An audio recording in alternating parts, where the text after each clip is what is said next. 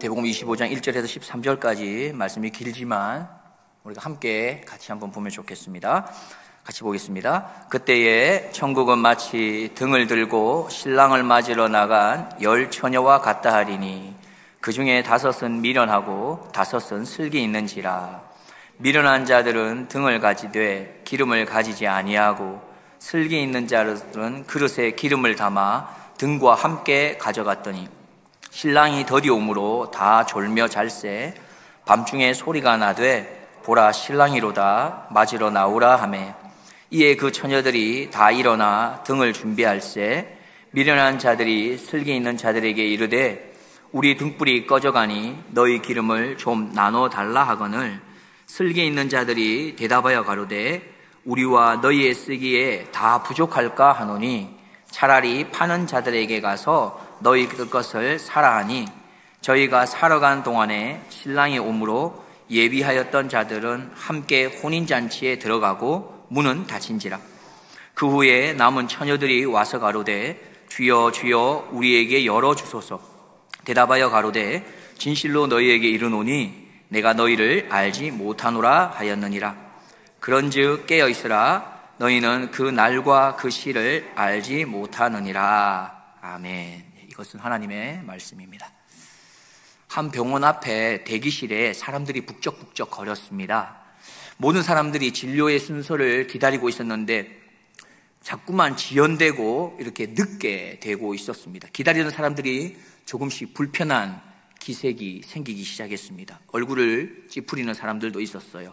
한 남자는 이렇게 말합니다. 이럴 줄 알았으면 다른 병원 갈 거를 시간만 버리고 있네 이러면서 투덜투덜 거립니다. 근데 맞은편에 있는 한 여성은 좀 달랐습니다. 그녀는 그 병원에 있는 벽면에 건강 정보에 대한 자료들도 읽어보고 또 진료 전에 준비해왔던 노트를 꺼내서 자신이 증상 또 궁금한 점들을 이렇게 정리하고 있었죠. 마침 두 사람이 다 진료를 마쳤습니다. 불평만 하고 잘 준비하지 못했던 남자분은 의사 선생님에게 궁금한 것을 다 물어보지도 못하고 그렇게 나오게 되었고 꼼꼼히 준비했던 여자분은 궁금한 내용을 다 해답을 듣게 되었을 뿐만 아니라 적절한 조언까지도 얻게 되었습니다. 두 사람은 똑같은 곳에 있었습니다. 똑같은 사람을 만났고요. 똑같이 진료를 받았지만 기다리고 있는 중에 어떤 마음으로 어떻게 준비를 하며 기다렸는지에 따라서 진료 이후에 얻게 되었던 유익에는 큰 차이가 있었던 것 같습니다. 우리의 인생은 기다림의 연속이다라는 말을 들어보셨을 겁니다. 어릴 때는 또 학교에서 단체로 소풍 가는 날도 얼마나 기다립니까? 잠도 못 자고 기다려요. 학교 입학시험도 기다리고 회사 입사시험도 치르고 난 이후에 결과를 기다리고 있는 거죠. 결혼하는 날짜를 정하게 되면 결혼식 날짜를 기다립니다. 결혼한 이후에 아기를 얻게 되면 10개월이라는 그 기간 동안 또 기다려서 아기가 태어날 것에 대한 꿈을 가지며 기다립니다. 인생은 무엇인가 향해서 기다림이라고 하는 이 과정을 통해 기대하기도 하고 또 활력을 얻고 그런 것들을 통해서 힘과 기쁨과 행복을 얻게 되는 것 같습니다. 그래서 인생에서 불행한 사람은 기다릴 게 없는 사람이다라는 말이 있습니다. 그런 사람은 삶의 의미를 잃고 살아가기 때문일 것입니다. 그래서 우리는 말할 수 있는 게요. 늙었다라고 말하게 됐을 때에 나이가 많아서가 아니라 더 이상 기다릴 게 없고 소망이 사라졌을 때 우리는 늙은 거다 할 수도 있겠습니다. 아직 내가 무엇인가 기다리는 게 있다면 또 기대하는 게 있다면 소원하고 바라는 게 있다면 그래서 그것을 향해서 지금 한 걸음씩 한 걸음씩 나아가고 있다면 우리는 아마 행복한 사람일 겁니다. 물론 소풍 가는 날 또 합격 통지서를 받는 날 그리고 결혼한 날 또 아기가 태어난 날 이 모든 날들을 손꼽아 기다리는 그 사람에게는 너무나도 의미 있는 날일 겁니다. 그런데 그 날을 기다리는 동안에 어떤 준비를 얼마나 하면서 기다리느냐에 따라서 기다리는 그 날이 더 빛나기도 하고 덜 빛나기도 할 것입니다. 때로는 그 기다림의 기간 동안에 잘 준비하지 못해서 합격 통지서가 아니라 불합격 통지서를 받을 수도 있는 것처럼 말입니다. 오늘 본문에도 예수님의 비유가 등장하는데요, 여기에도 기다리는 사람이 있습니다. 바로 신부의 친구가 되는 10명의 처녀들이 신랑을 기다리고 있습니다. 10명의 처녀 중에서 5은 슬기 있는 자라고 말했고요, 나머지 5은 미련한 자라고 말했습니다. 똑같이 신랑을 기다렸지만 무엇인가 다른 게 있었던 것 같습니다. 그래서 예수님께서는 슬기 있는 처녀, 미련한 처녀 구분하셨죠. 도대체 그 기준은 무엇일까요? 오늘 본문을 읽었습니다만 1절에서 4절 말씀을 우리가 다시 한번 보겠습니다. 그때에 천국은 마치 등을 들고 신랑을 맞으러 나간 10처녀와 같다 하리니 그 중에 5은 미련하고 5은 슬기 있는지라. 미련한 자들은 등을 가지되 기름을 가지지 아니하고 슬기 있는 자들은 그릇에 기름을 담아 등과 함께 가져갔더니. 예수님의 기준은 무엇입니까? 바로 기름입니다. 기름을 준비한 자, 슬기 있는 자다. 그러나 기름을 준비하지 않은 자는 미련한 자라고 말씀합니다. 여기에서 우리는 잠시 유대인의 혼례에 대해서 잠깐 살펴보고자 합니다. 유대인의 혼인에는 3단계가 있었답니다. 첫 번째 단계는 신랑과 신부의 아버지가 만나서 자녀들의 혼인을 약속하는 그 과정이 있고요, 그게 성사가 되면 두 번째 단계로 신부의 집에서 이제 약혼식을 거행하는 거죠.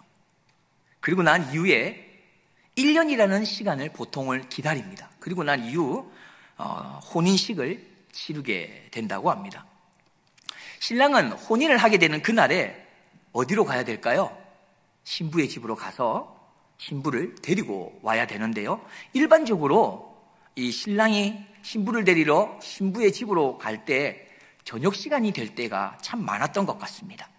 그래서 신부의 친구들은 등불을 들고 신랑이 올 것을 기다리고 있어야 했던 것이죠. 그러면 그렇게 신랑을 맞이한 신부와 친구들은 함께 어디로 향할까요? 신랑의 집으로 갔던 것입니다. 그리고는 그곳에서 최소한 7일 동안 그렇게 혼인 예식이 있었고요, 그리고 당시에는 그 혼인 예식이 있는 장소, 잔치집이 있는 그 장소를 타겟으로 해서 강도들이 이렇게 일부러 쳐들어올 때가 많아서 그렇게 문을 닫는 것이 일반적으로 있었던 일이라고 합니다. 그래서 혼인잔치가 시작되면 문을 닫았던 것이죠. 오늘 예수님의 비유에서도 신부의 친구들은 신랑이 늦게 올 것을 알았던 것입니다. 그렇기 때문에 우리가 본문을 읽었지만 등불을 준비했던 것이죠. 그런데 문제는 무엇입니까? 예상보다 더 늦게 왔다는 거예요. 짐작했던 것보다 더 늦게 왔기 때문에 결국에 등을 들고 신랑을 기다렸던 10처녀가 어떻게 되죠? 너무 피곤해서 졸게 됩니다. 잠이 들었어요. 그러다가 동네 초입에 신랑이 왔다는 소식이 막 들려오자 그들은 부랴부랴 잠에서 일어나서 등을 가지고 이제 신랑을 맞이할 준비를 하게 됩니다. 그런데 어떻습니까? 5처녀의 등에 점점 불이 꺼져가려고 합니다. 그래서 불이 꺼져가고 있는 5처녀가 다른 5처녀에게 이야기하죠. 기름을 좀 나눠달라. 그러자 우리가 쓸 것도 부족했기 때문에 우리가 빌려줄 수 없고 기름을 파는 장사꾼에게 가서 기름을 사오라, 그렇게 이야기를 합니다. 그러는 가운데 마침 신랑이 신부의 집에 도착하게 되고 결국에는 슬기 있는 5처녀는 신랑과 함께 혼인집 잔치에 들어갈 수 있었겠지만 기름을 미리 준비하지 못한 미련한 5처녀는 혼인잔치에 들어가지 못하게 됩니다. 그리고는 이 비유를 마치고 예수님께서 궁극적으로 하시고자 하는 말씀을 하는데요, 그게 바로 13절 말씀입니다. 우리가 같이 한번 읽어보겠습니다. 그런즉 깨어있으라. 너희는 그 날과 그 시를 알지 못하느니라. 그렇습니다. 예수님께서는 이 10처녀 비유를 통해서 하시고 싶은 말씀이 깨어있으라 였습니다. 깨어있으라. 그 이유는 그 날과 그 시를 알지 못하기 때문이다 말씀합니다. 자, 오늘 본문 말씀에서 예수님의 비유에 등장하는 신랑은 우리가 잘 알듯이 다시 오실 예수님입니다. 그리고 신랑을 맞이하는 열처녀는 다시 오실 예수님을 맞이해야 할 모든 성도들을 말합니다. 그런데 성도가 모두 슬기롭지는 않았나 봅니다. 오늘 비유를 그대로 적용하면 교회 안에 반은 슬기 있고 반은 미련한 자들이다 말씀하는 것이죠. 열처녀는 모두가 다 신랑을 맞이하기 위해 준비했습니다. 먼저는 신부의 집에까지 가서 신랑을 맞이하기 위해 모여 있었고요. 그리고 저녁에 올 수도 있다는 걸 알았기 때문에 등도 준비하고 있었습니다. 수고하고 열심으로 준비했어요. 그리고는 밤늦게까지 기다렸습니다. 5절에서 7절 말씀을 보면 신랑이 더디 오므로 다 졸며 잘세 밤중에 소리가 나되 보라 신랑이로다 맞으러 나오라 하매 이에 그 처녀들이 다 일어나 등을 준비할세. 그러나 열 처녀의 이 수고는 똑같은 수고가 아니었던 것 같습니다. 왜냐하면 정작 신랑과 함께 잔치의 기쁨에 함께 참여한 자들은 기름을 준비한 5 처녀였기 때문입니다. 교회도 신랑 되는 예수님을 기다리면서 수고하고 애씀으로 열심으로 그렇게 준비하고 기다립니다. 나름의 수고와 나름의 준비를 하며 등불을 켜고 우리는 다시 오실 예수님을 기다리고 있죠. 그런데 오늘 비유를 통해서 우리에게 말씀하는 것은 그렇게 준비하는 모든 성도와 모든 교회가 너무나 열심으로 애쓰고 힘쓰고 있지만 모두 똑같지 않다 말씀하는 것입니다. 그 열심과 수고가 똑같은 게 아니다 말씀합니다. 그러면서 예수님께서는 성도의 수고와 애씀에는 반드시 이게 있어야 된다 말씀하시는데요. 그게 바로 무엇입니까? 기름을 준비하는 수고를 말하고 있습니다. 기름을 수고하는 애씀이 있어야 한다 말씀하십니다. 왜냐하면 기름을 준비한 자만이 천국잔치에 들어갈 수 있기 때문입니다. 그렇다면 여기에서 기름은 무엇일까요? 신랑을 맞이하기 위해서 준비하는 등에 불이 꺼지지 않도록 하는 게 바로 기름 아니겠습니까? 신랑이 오면 그분이 신랑인지 아닌지 바로 알아볼 수 있도록 불이 꺼지지 않도록 준비하는 게 기름입니다. 마찬가지로 교회인 우리가 예수님이 오실 때에 내가 들고 있는 등의 불이 꺼지지 않도록 해야 하는데 그러기 위해서 필요한 게 바로 기름이라는 것입니다. 등은 불을 밝히기 위해 필요한 것이죠. 그래서 불을 밝히는 도구인 것입니다. 결국 무엇이 중요합니까? 불을 밝히는 게 중요한 것이죠. 교회는 등을 준비하여 불을 밝히는 게 중요합니다. 다시 오실 신랑 되신 예수님이 오시는 그 길을 환하게 밝히고 맞이할 준비를 해야 하기 때문입니다. 그런데 만약에 등에 불을 밝힐 이 기름이 준비되지 않는다면, 그래서 등은 있는데 불을 밝힐 수가 없다면 그 등은 아무 소용이 없는 것일 겁니다. 교회가 등에 불을 준비한다는 것은 신랑이신 예수님을 내가 간절히 기다리고 있다는 하나의 표시가 될 것입니다. 교회가 등에 불을 준비한다는 것은 내가 예수님을 사랑합니다. 내가 가지고 있는 신앙이 이러합니다. 나의 주님을 향한 믿음이 이런 것입니다. 이런 것들을 나타내는 것이라고 우리는 볼 수 있지 않겠습니까? 그런데 이런 우리의 예수님을 향한 사랑과 믿음과 이 신앙의 모습이 그 불꽃이 한결같을 수는 없는 게 우리의 모습 같습니다. 어떤 날은 예배를 드리면서 가슴이 벅차오르는 감동과 뜨거움이 있지만 또 어떨 때에는 내 생각이나 내 감정에 사로잡혀서 상황과 형편에 사로잡혀서 좌절하고 또 수치와 두려움에 사로잡히는, 그래서 때로는 정말로 내가 주님을 향한 그 신앙과 믿음의 불이 꺼질지도 모르겠다라고 하는 그럴 때도 있는 것 아니겠습니까? 마치 등에 불이 때로는 활활 타오르지요. 그런데 때로는 꺼질 듯 말 듯 할 때가 있는 것처럼 말입니다. 그런데 이 꺼질 듯 말 듯 할 때 기름이 준비되어 있지 않다면 어떻게 되는 것입니까? 결국 그 불은 꺼지는 겁니다. 주님을 향한 신앙의 불도, 주님을 향한 사랑의 불도, 주님을 향한 믿음의 불도 기름이 준비되어 있지 않으면 꺼지게 되는 것입니다. 바로 이러할 때 우리에게 있어야 하는 게 바로 등불의 불이 꺼지지 않도록 도와주는 기름인 것이죠. 그렇습니다. 기름은 나의 신앙의 그 등불이 꺼지지 않고 잘 밝혀질 수 있도록 하는 그것이 기름입니다. 계시록 2장에 7교회가 등장하는데요, 에베소 교회가 책망을 받습니다. 그 책망의 이유를 우리가 잘 알고 있지 않습니까? 무엇 때문에 책망을 받죠? 첫사랑을 잃어버려서 책망을 받습니다. 첫사랑이 식어졌다는 것이죠.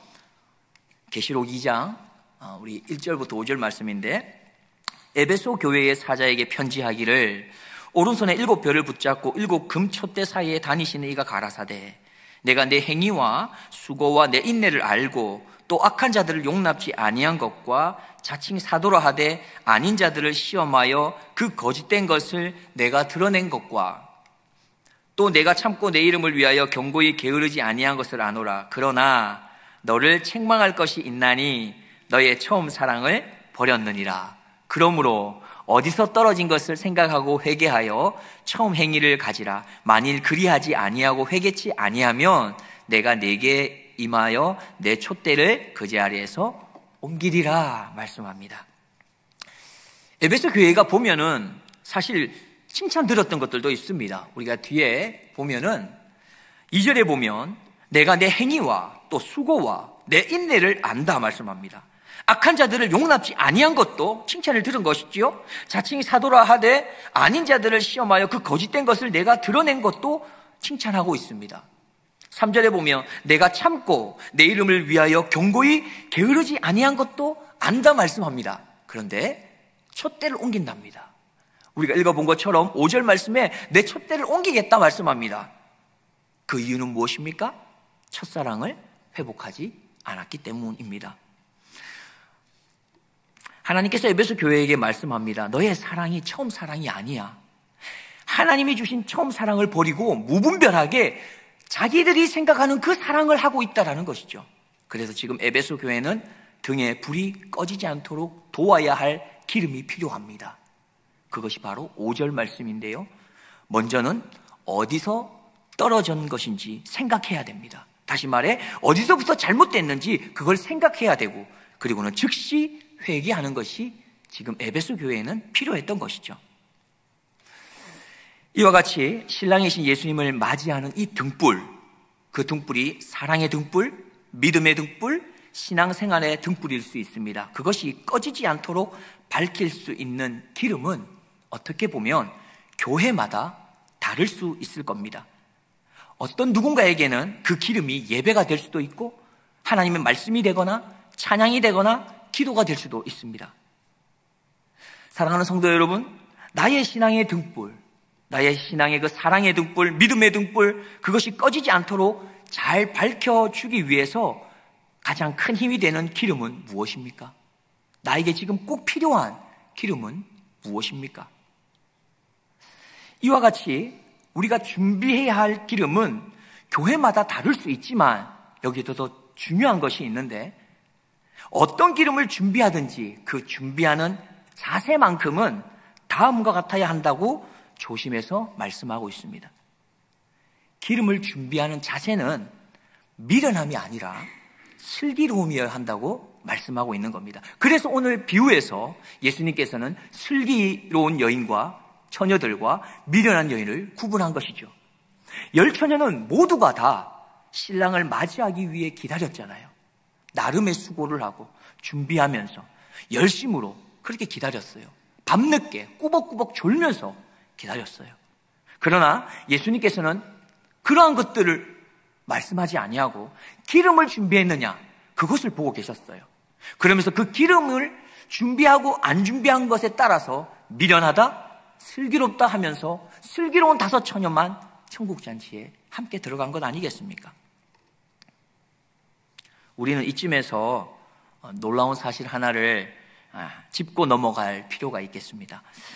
기름을 준비한 자, 그리고 기름을 준비하지 않은 자에 관한 것인데요, 미련한 자들이 슬기 있는 자들에게 이르되 우리 등불이 꺼져가니 너희 기름을 좀 나눠달라 하거늘.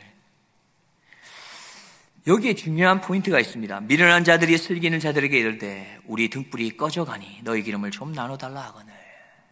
여러분 발견하셨는지 모르겠지만 등에 불이 켜지기 위해서 필요한 게 무엇입니까? 답을 하셔도 되는데 기름이죠. 자, 그런데 이 기름이 준비되지 않았다라는 말은 등에 불을 켤 수가 없다는 말이 되겠죠. 그렇다면 오늘 8절 말씀을 보면 우리가 알게 되는 게 있습니다. 8절에 보면 우리가 분명히 알 수 있는데요. 10처녀가 모두 등에 불을 켰나요? 켜지 못했나요? 대답을 못하시네요.